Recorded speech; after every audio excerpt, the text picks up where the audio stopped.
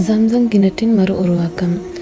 நீண்ட காலத்திற்கு முன்பு ஒரு காலத்தில் மக்களால் அறியப்பட்ட ஜம்சம் கிணறு ஜுர்ஹும் குலத்தினரால் மூடப்பட்டது. சுமார் 300 ஆண்டுகள் அதன் இருப்பிடம் யாருக்கும் தெரியாமல் இருந்தது. அப்துல் முத்தலிப் நபி முஹம்மது ஸல்லல்லாஹு அலைஹி வஸல்லம் அவர்களின் பாட்டன் இந்த அதிசய கிணற்றை கண்டுபிடிக்க மீண்டும் தேர்ந்தெடுக்கப்பட்டார். ஒரு இரவில் அப்துல் முத்தலிப் ஒரு கனவு கண்டார். அதில் ஒரு குரல் தூயதை தோண்டுங்கள் என்று கூறியது.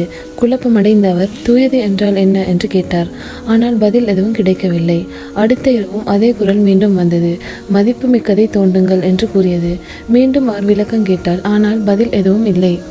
மூன்றாவது இரவில் அந்த குரல் ஜம்சத்தை தோண்டுங்கள் என்று கூறியது.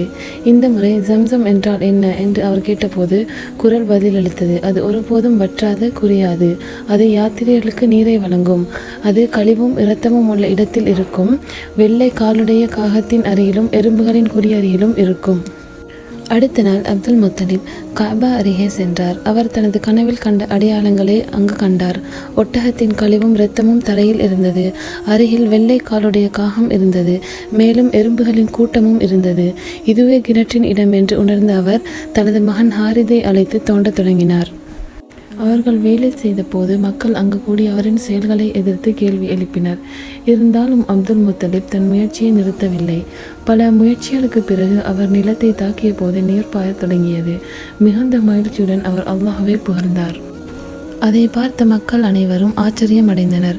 நீண்ட காலமாக மறைந்திருந்த ஜம்சம் கிணறு மீண்டும் வெளிப்பட்டது.